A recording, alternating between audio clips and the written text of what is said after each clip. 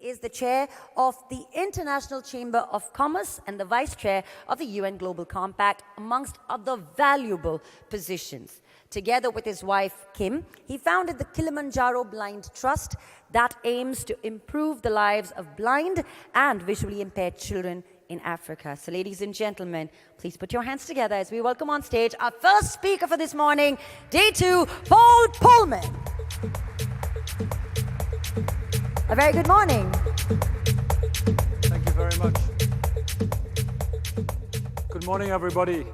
Thanks for the opportunity. Yesterday I was at the NASCOM conference of all the people working on technology, and there were about 1,000 people there, and today it's the advertising community, and I have to say I'd prefer being amongst you than amongst all these technology geeks.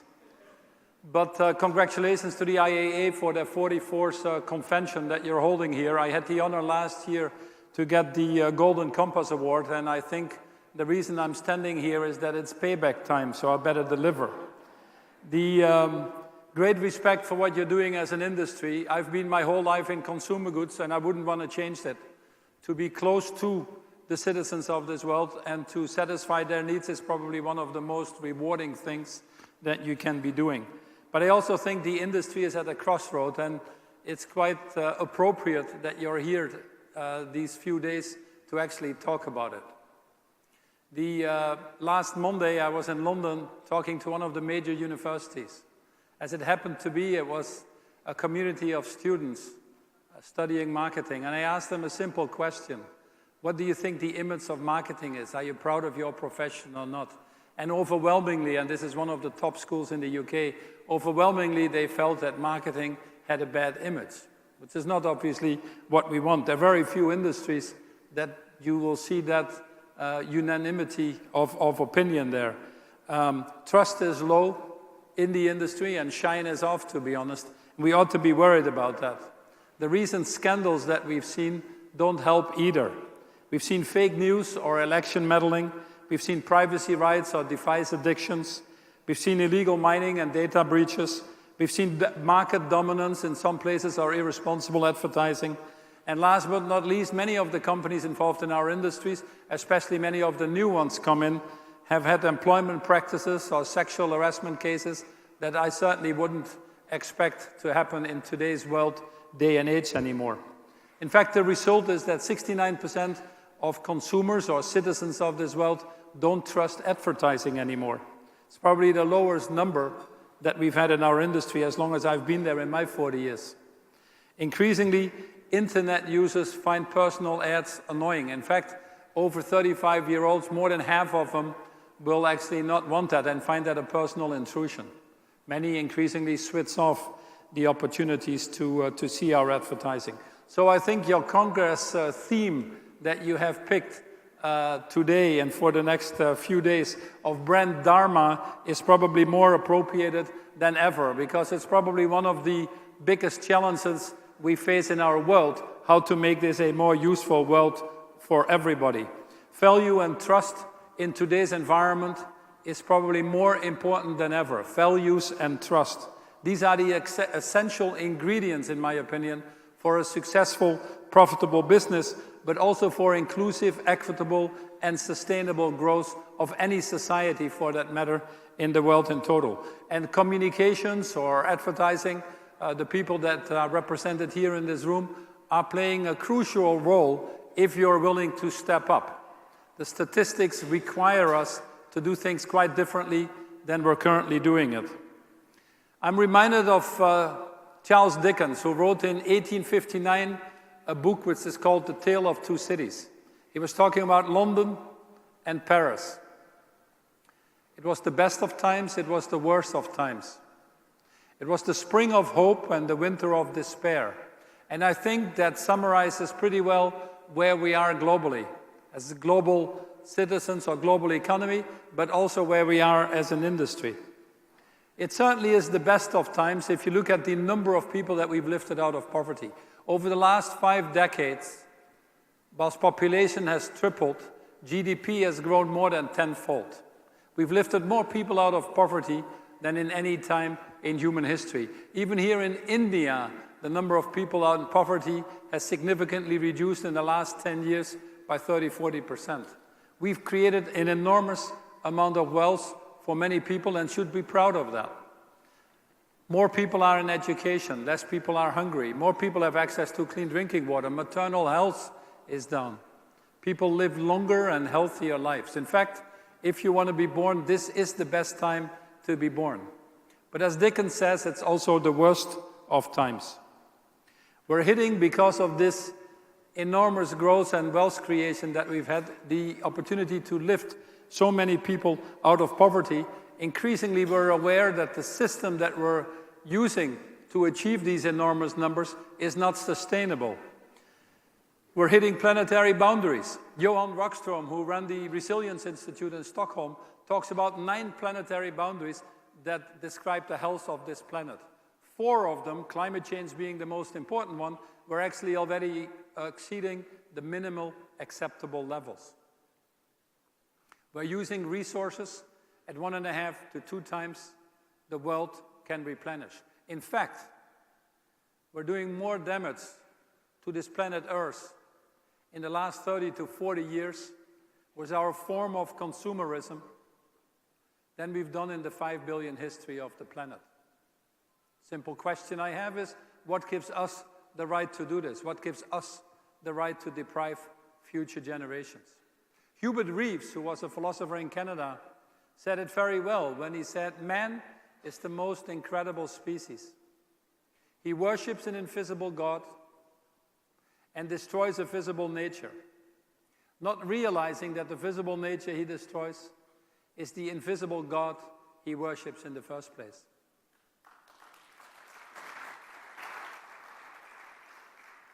Gandhi said it actually even better. Gandhi said, is what we do to the forests of this world is a mere reflection of what we do to ourselves and one another. The planetary boundaries are hitting us. Indeed, applaud for Gandhi. He deserves it more than Hubert Reeves, in my opinion, for his contributions to mankind. Unfortunately, we shouldn't be worried if the numbers keep improving, but we're at a point in time that the numbers are actually slipping back. More people are actually being pushed back into poverty. The issues of climate change and income inequality are probably the biggest issues that we're currently facing in humanity. If you look at some statistics on climate change, last year deforestation was up 51%. CO2 emission is well exceeding the 1.5% that we can afford. You can talk about many things in your industry. You can talk about many things in technology yesterday. But if we don't attack the burning issues of climate change, we won't have a life. WWF, the World Wildlife Fund, published a report last year called Living Planet. And in that report, they established that we are extinguishing species at about 1,000 times faster than the normal rate that we've seen historically. We're playing with the future of our children and their children. I believe we're committing one of the biggest intergenerational crimes in the history of mankind if we don't attack this. 8 million people dying prematurely as a result of air pollution alone. Many in this part of the world, where some of the most polluted cities are actually in India right now. You want to be part of that? You want to be responsible for that? It's a question that only you yourselves can answer. We see the same with income disparity. We were in Davos about 2 weeks ago, where Oxfam publishes every time their report on income inequality. And once again in Davos, it showed that the bottom 3.8 billion people, none of you belongs to that, by the way, saw their net wealth, combined wealth, decrease by 11% last year. For the first time that the poor were getting poorer. And the billionaires in this world, this 1% or less than 1% of the wealthiest people, the billionaires in this world, saw their combined wealth increase by 900 billion. A 900 billion increase is 2.5 billion a day. 2.5 billion a day would be enough to bring all the children in school that are currently not in school, the 246 million, would be enough to give health care to people so that we have saved lives for about 7 million of them. The top 1% of the world population now has the same net wealth as the bottom 99%. A system where too many people feel that they're not participating or increasingly being excluded will ultimately rebel against itself. What you saw with the yellow jackets in France is just a symptom. It's not a French issue. I think it's a global issue where too many people feel that banks might be too big to fail, but people are simply too small to matter. The results are Brexits or elections like you've seen in the US or in many other countries now in the world. How long do we have to wait? As an industry, as individuals, and collectively, for this to explode in our face. There's no business case in enduring poverty. Nor can businesses succeed in societies that fail. I would argue even more that business cannot be a bystander in a system that gives it lives in the first place. Historically, our industry was there to help improve lives and give people the aspirations that would lift many people out of poverty. Increasingly, the reason why your trust is so low is that we're missing the plot. Consumers are saying something else, and we don't seem to listen. For an industry that should normally have the eyes and ears of a consumer, we've removed probably far from where we should be and where we belong. The statistics, by the way, are not different in India. 70% of the population still living on $2 a day. 1% of the population has 73% of the wealth. So a good mirror or reflection of what we see globally as well. Purpose, as you've done now in this conference, has become the buzzword. But I think for many companies, it's still a little bit like putting lipstick on a pig, if I may be honest. And the purpose washing is starting to increase at 100 miles an hour. Consumers don't trust us anymore by what we say. They will judge us by what we do. And unfortunately, we live in a world where we are long on words and short on actions, in my opinion. Even the FT, historically a very Milton Friedman-driven newspaper, in my opinion, ran an article only a week ago, which is called Beyond the Bottom Line. Should business put purpose before profit? Good thing they talk purpose, but to even talk about putting purpose before profit seems that they're missing an essential point. The essential point being that I don't think long-term you'll have any profit if you don't run your business with purpose. It's not a trade-off. One is a condition to achieve the other. The definition of purpose for me is a very simple one. Do we put the interest of our children and their children above our own personal greed or not? Gandhi said it well again, that in this world we have enough to fulfill everybody's human need, but certainly not everybody's human greed. So we need to become a little bit more responsible in the way we behave, putting a little bit more the interest of others ahead of our own. By doing so, realizing that we would be better off ourselves as well. The purpose of life is simply to give purpose to lives more than anything else, so that societies can thrive, whilst, in my opinion, the world can survive. And it's us that have to make that choice. We are the very few people that can actually influence that positively if we wanted to or not, and give that purpose back first and foremost to our professions by actually ensuring that the brands and the companies we represent will actually be parts of the solution and not be part of the problem or being less bad. The issue very simply is that we've become inhumane, in my opinion, and corporations have become inhumane. We've replaced what we would call the humans that we serve with many of the anonymous markets and shareholders. Shareholder primacy is now the order of the day. 75% of the CFOs would say we will make the wrong decisions that we know would put in danger our companies for the long term, just to ensure that we make the profits of the quarter.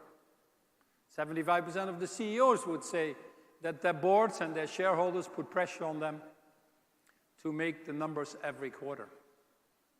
You cannot solve the issues of poverty, of climate change, of income inequality by myopically focusing on quarterly reporting. Nor can we guarantee the future of corporations by doing this. More importantly than ever, in this very volatile time that we live in, which many of you undoubtedly have described yesterday and on other occasions as this VUCA time, and it's getting more uncertain, by the way, more important than ever in this environment to have a strong purpose, to have a beacon, to have a true north, to know where you're going. It's not easy to be a business person in today's world. But we also realize, or should realize, that just running your business on a little bit of CSR, with corporate social responsibility, where many of the companies still are today at best, may I say, which I call page number 2 of the annual report, being slightly less bad, is not good enough anymore.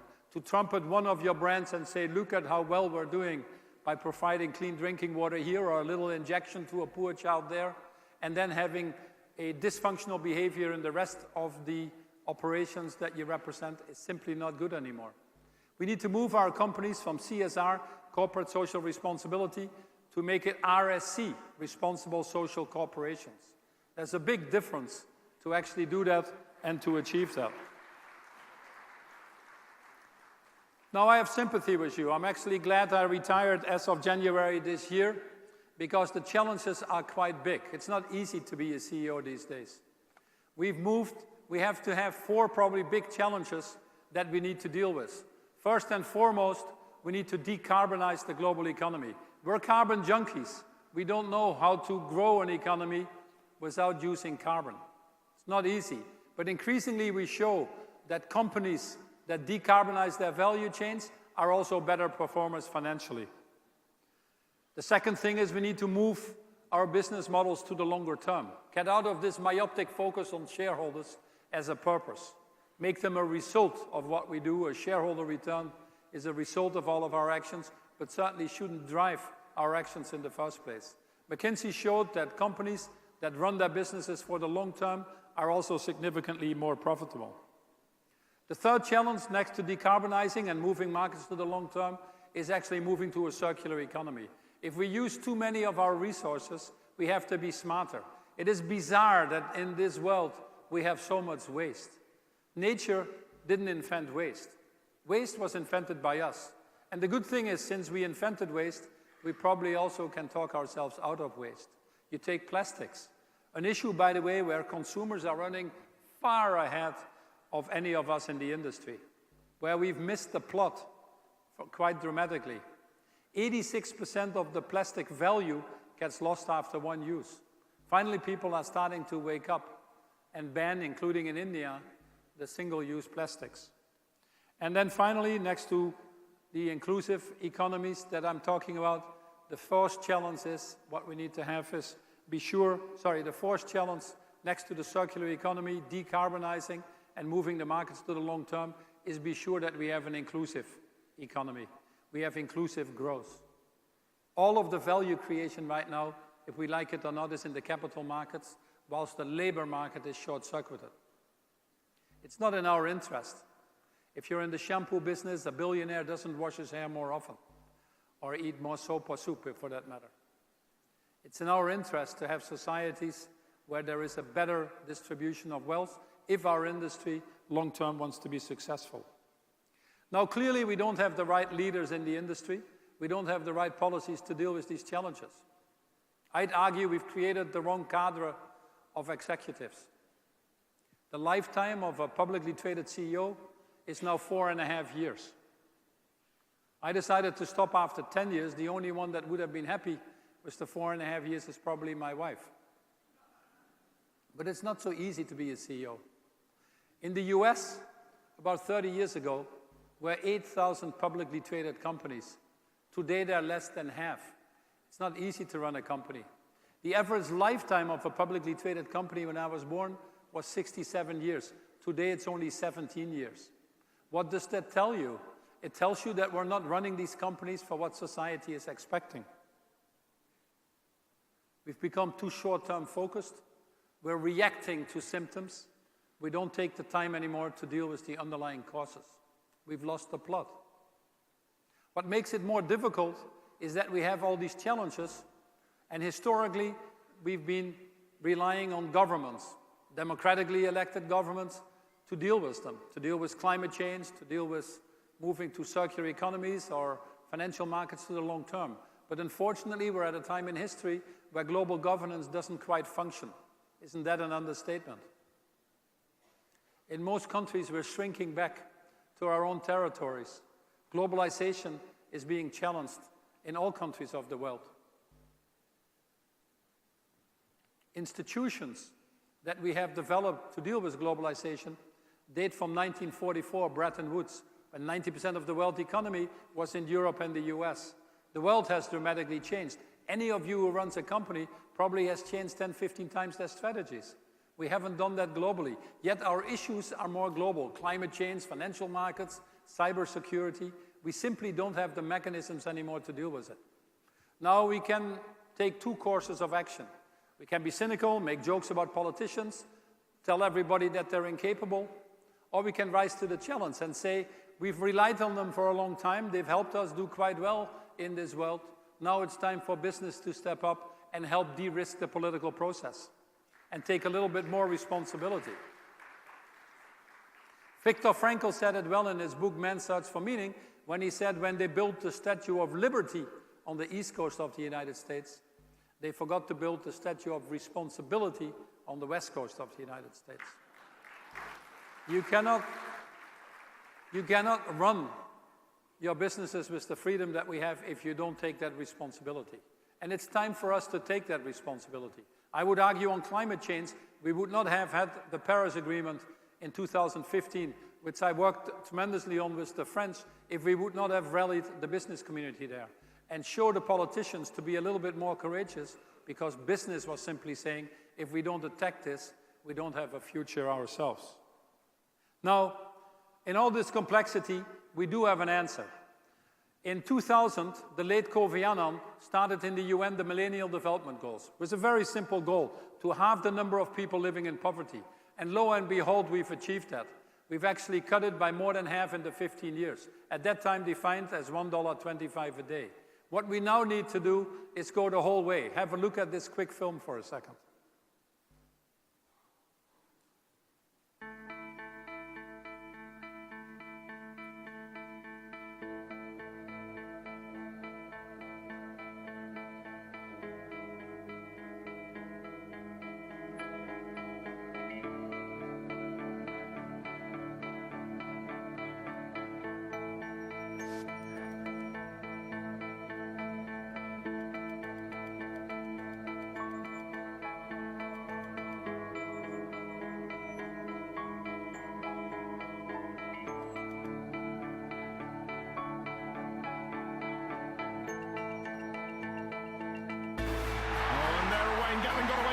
He's ahead of the field, and Usain Bolt has stopped! Usain Bolt has stopped at the 50-meter line! Oh, that is a pity! 5. Apollo, you're on course. 226 hours to the moon orbit. Okay, thanks, Houston. But I think we'll be heading back now. Come again? Yeah, it was kind of fun, but I think halfway will do. Job done.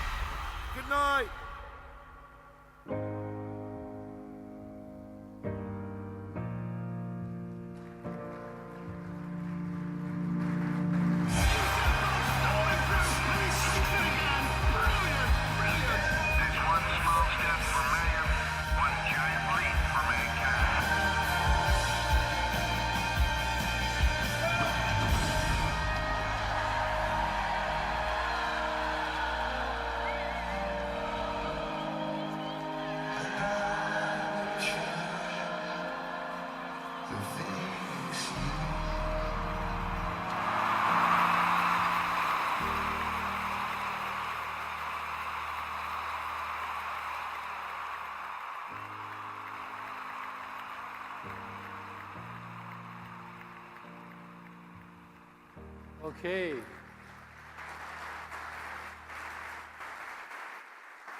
I think it says it well. We don't have the opportunity to just go halfway. We need to finish the job. And this is where the Sustainable Development Goals came in.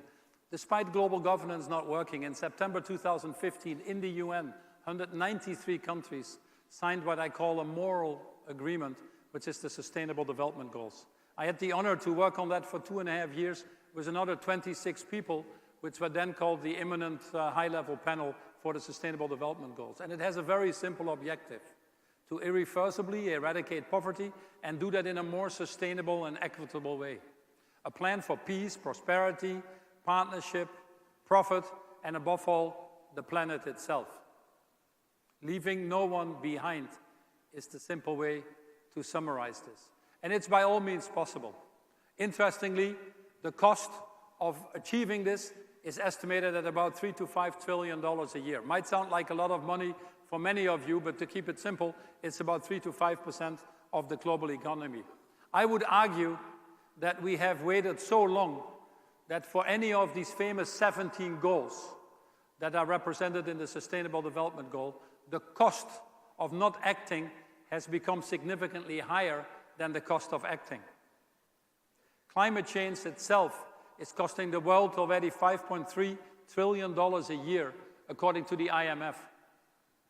The cost of food waste, which is 30 to 40% of the food that we produce. And by the way, food waste would be the third biggest emitter of carbon if it were a country, after China and the US. The food waste alone, you only need to cut back 10% of that to be able to feed the 840 million people that are still going to bed hungry every day, not knowing if they wake up the next day. Goal number 16 is about peace and justice. This world spends $10 to $12 trillion on conflict prevention and wars every year. 2 to 3 times more than the cost of implementation of all the Sustainable Development Goals. This is probably the most attractive business plan that we have in front of us. But we're so short-term, myopically busy running our quarters that we don't see it. The cost of not acting significantly exceeding the cost of action. Unilever has embraced these Sustainable Development Goals for the last 10 years as our business plan. Our shareholder return has been 300% over that period, more or less, and our return on invested capital is running at 19%. I would argue it's a damn good business strategy to implement for any company. We've created the RISE Fund, one of the funds I'm on the board of for impact investing, entirely focused on the Sustainable Development Goals. A 30% return continuously.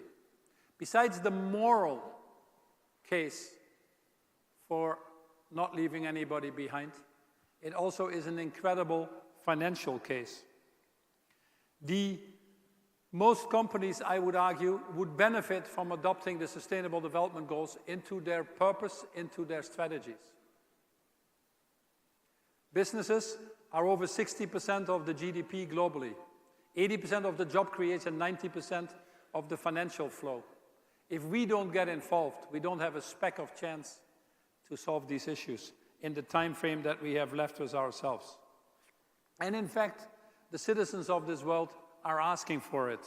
64% of consumers around the world will now only buy products based on their beliefs. 50% will choose or increasingly switch or boycott, if you want to, on brands that don't have a point of view on societal issues. And more of the young people believe that they should only join companies that have a strong sense of purpose. In fact, in Unilever, we get 2 million people applying to us every year. The third most looked up company after Google and Apple on LinkedIn. In most countries that we operate, the preferred employer, including here in India. 75% of these people join us because of the simple purpose. Our purpose is a very simple one. It's the Unilever Sustainable Living Plan simply calls for decoupling growth from environmental impact. I think it's clear why, and increase the overall social impact. Our goal is to reach 1 billion people and improving their health and well-being, on top of the 2.5 billion that we serve every day. It might sound audacious, but being in 190 countries, and with the size and scale of our business, 60% in the emerging markets, more than any other company, we think we can achieve these objectives. In fact, we're well on our way. 7 years into the plan, we've reached about 600 million people. Things like hand washing with our Lifebuoy brand, reaching about 400 million people, 200 million in India alone. With our food brand, things like nutrition, reaching about 100 million. With our Dove brand, fighting for women's self-esteem, having a goal of reaching 60 million women and being nearly there. Our Domestos or Domex brand in India for toilet cleaning, setting a simple goal to reach 25 million people and address the issues of open defecation. All of our brands should be a force for good. All of our brands that have this strong purpose, not surprisingly, are growing faster and are more profitable as well. Over the last 10 years, we've outperformed our industry, all of our key competitors. We've consistently grown ahead of the market and significantly improved our profitability, driven by the brands with stronger purpose. It is a good business plan. That's what I'm trying to tell you. And every day more, it is even a better business plan. Look at this ad here in India on surf to show what it takes to bring purpose into your brands. Just have a quick look.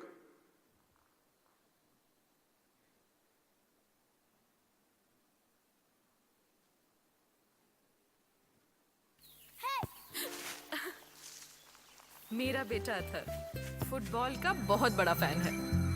हमारे यहाँ की team में select नहीं हुआ, लेकिन जिद नहीं छोड़ी उसने। फिर एक दिन, मम्मी, मैं टीम में सिलेक्ट हो गया।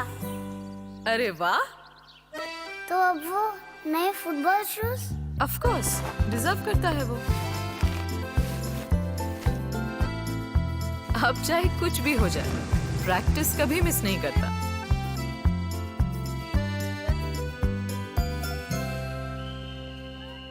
इसीलिए आज मैच के दिन उसे सरप्राइज देने आई हूँ।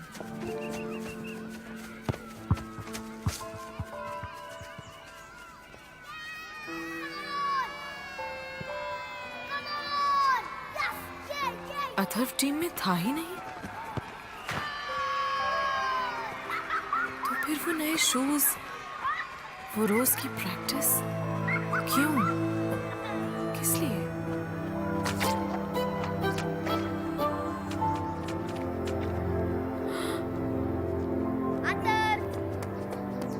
आज भी क्या मस्त खेला है तू, सच्ची। और यहाँ एकदम मस्त। थैंक यू यार। It's okay. अथर्व,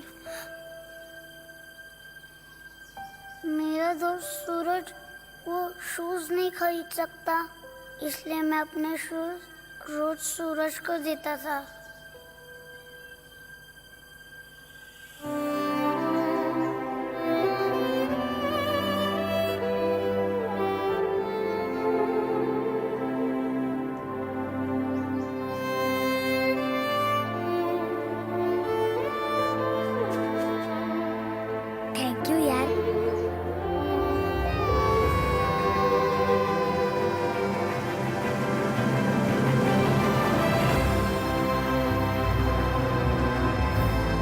आज मेरा अथर्व बिना खेले ही जीत गया। My son is ready for life.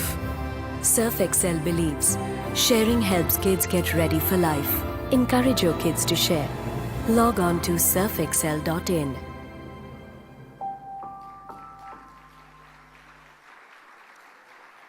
Whilst brands are important to express the purpose that you have, you won't have that credibility, in my opinion, if you don't lift that at a total corporate level. Far more important than just the brands alone. Sure, there are many of these brands that probably can show ads like this and probably get some results out of it. But if the total corporation doesn't behave in a different way, I think you still lose the plot over time in a world that is increasingly more transparent, where consumers can see through this.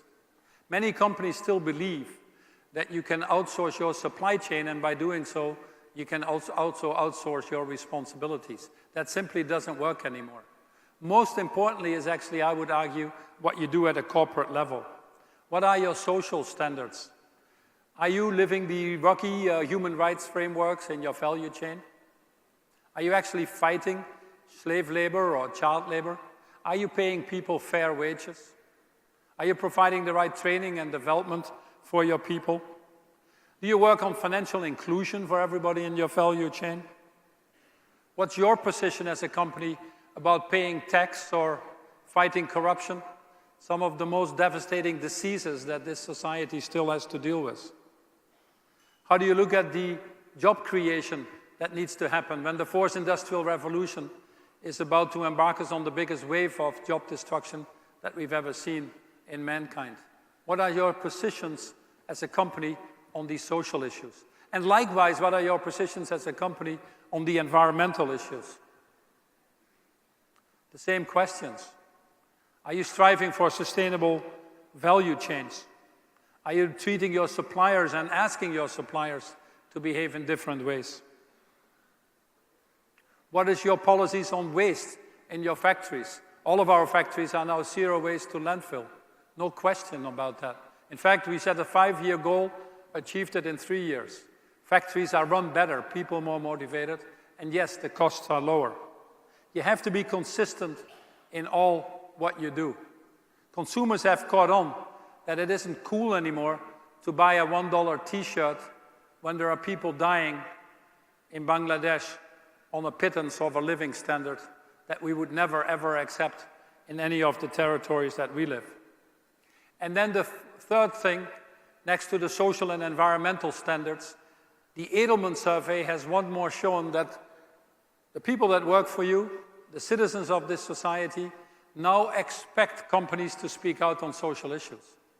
If you don't have an opinion anymore, people worry about your reason for being. When human rights are being threatened, or basic standards of dignity and respect, sexual reproduction rights, rights for LGBTs, and many other things, they expect businesses to speak up. If we don't do our advocacy, we won't have that credibility anymore. Advocacy on changing consumer habits, on changing laws, climate change, plastics, food waste, whatever the issues are that are relevant for your business, increasingly you have to speak up. In Unilever, 2 examples in the marketing community that you're well familiar with is the Unstereotype campaign that we've run with a lot of the other companies in the industry, with UN Women, on which I'm on the board of, to take stereotyping out of advertising. A brand like Brooks Bond in India would be a good example of that. For the interest of time, I won't show you that. Another example that had to come from the industry, in this case ourselves, is to drive the social standards on the online platforms. It's actually sad that the online platforms don't take their own initiatives. How to ensure that we protect our children. How to ensure that we don't create divisions in society. How to ensure that we advertise on sites that don't promote anger and hate. When we pointed it out to the social platforms, their first reaction was, sure, we can try to do this and ensure that your advertising is shown there, but you have to pay us for it. I hope that with a lot of the recent events that some of these social sites have gone through, that there is a higher level of responsibility emerging that they need to be held accountable for. You might outsource your value chain, but you cannot outsource your responsibilities.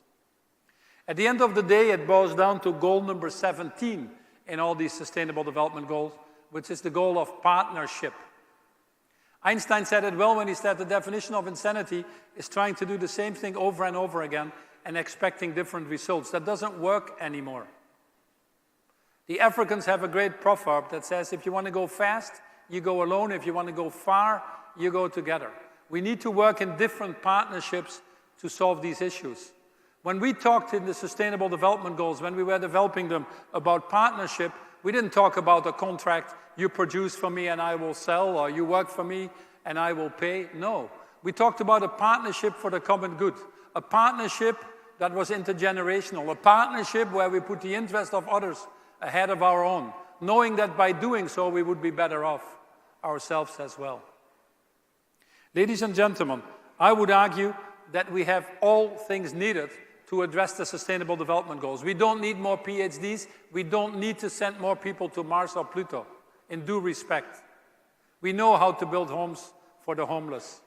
We know how to attack climate change so that people on small island states don't drown. We know how to grow food to feed everybody. What we're missing is human willpower. And the simple question I would ask to you, to your industry, and in general, is do you care? Do you simply care? We have to bring humanity back and put a human face on all these things. Behind anybody that goes to bed hungry is a human face. Behind any child that dies before the age of 5 is a human face. Behind any person that dies of air pollution prematurely is a human face. If you are aware of those issues and you don't act to prevent them from happening, frankly, I would argue you're as guilty as the ones that are causing it. So my question to all of us is, do we really care? 70% of people are going to live in cities. We've just passed the 50% of that. We're still having, with population growth and urbanization, we're having to build as many cities in this world still as we currently have. A New York is being built every 8 weeks as we talk. Increasingly, with the economic center of gravity and population in cities, I think we risk distancing ourselves from the planet and from nature. An average kid in school in an inner city doesn't know the difference anymore between a cucumber and an aubergine. How can we live in harmony with the planet if we don't make that an integral part of all we do? I would also argue that although technology has made us more connected than ever, and we send 50 billion likes a day or whatever it is to each other. In fact, people commit suicides if they don't get enough likes. The average American has only one person that they can really talk to. The UK has just appointed a minister of loneliness. In many restaurants that we're sitting, you see couples communicating to each other by looking at their telephones. I don't know what they do. Do they send WhatsApp messages to each other? Or we just don't know how to communicate anymore. We've lost humanity. Do we really care? And to care takes courage. These are not simple changes that need to be brought into business. These are changes that make you feel uncomfortable. But exactly that level of feeling uncomfortable is needed to get the changes that we're after. Courage, by the way, comes from the French word cœur, which means heart. You cannot lead your businesses just by the brain. You have to lead your businesses, above all, by the heart. And that is why courage is so important. Leadership is about purpose. It's about longer term. It's about different levels of partnership. And it is indeed about putting the interest of others ahead of your own and realizing that you're better off yourselves as well. First and foremost, we are all citizens of this world called planet Earth. As simple as that. The Dalai Lama said it very well. He said that if you seek enlightenment for yourself, simply to enhance yourself and your position, you miss purpose. But if you seek enlightenment for yourself, to enable you to serve others, you are with purpose. I have a very simple request to all of you. You're all educated, most likely financially independent.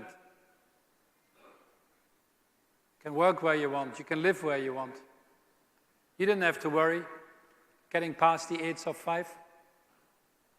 You got a good education. Well, the news is that you probably won the lottery ticket of life. You didn't do anything for it, but you got it. It wasn't your choice. If that is the case, and if you feel you belong to that group, then you only belong still even today to about 2% of the world population.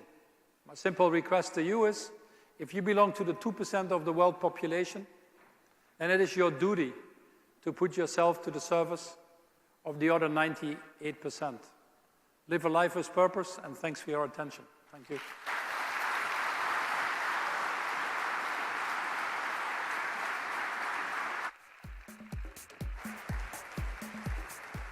Mr. Paul Polman, may I please request you to kindly join us center stage. Ladies and gentlemen, what an impressive conversation to have first thing in the morning. Mr. Polman, please. Thank you. Thank you very, very much. What was truly fabulous about this entire conversation was it kind of took me back to what Richard Bach said, and he said that your conscience is the measure of the honesty of your selfishness, and listen to it carefully. So thank you very, very much for bringing our conscience to the forefront. I know we've kind of overshot the time, but we've got one question which we'd like you to answer. This question comes from Fredrik Borstrom. And he says, you are one of the most purpose-led and impressive CEOs in the industry today. What are you planning to do once you step down in order to drive some of the issues you raised during your presentation today? Yeah. I need to use that microphone. Sure. Or this. Just took my microphone off. I might as well use this one.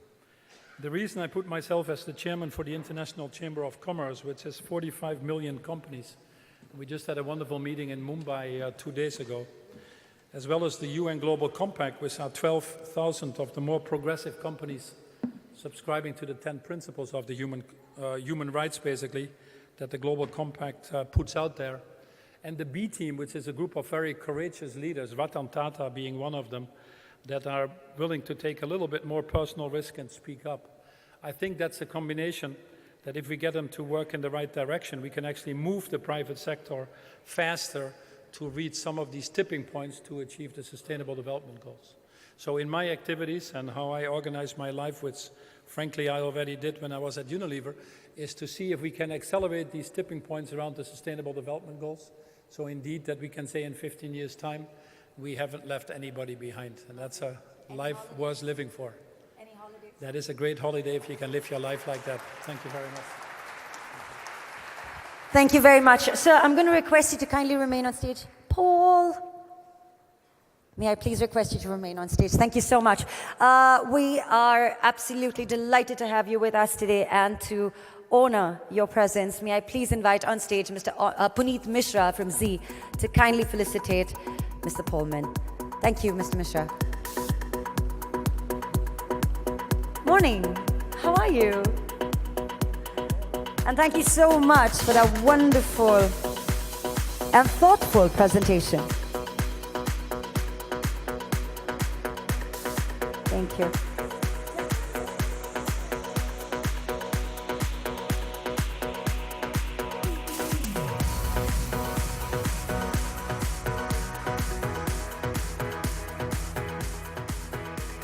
Thank you.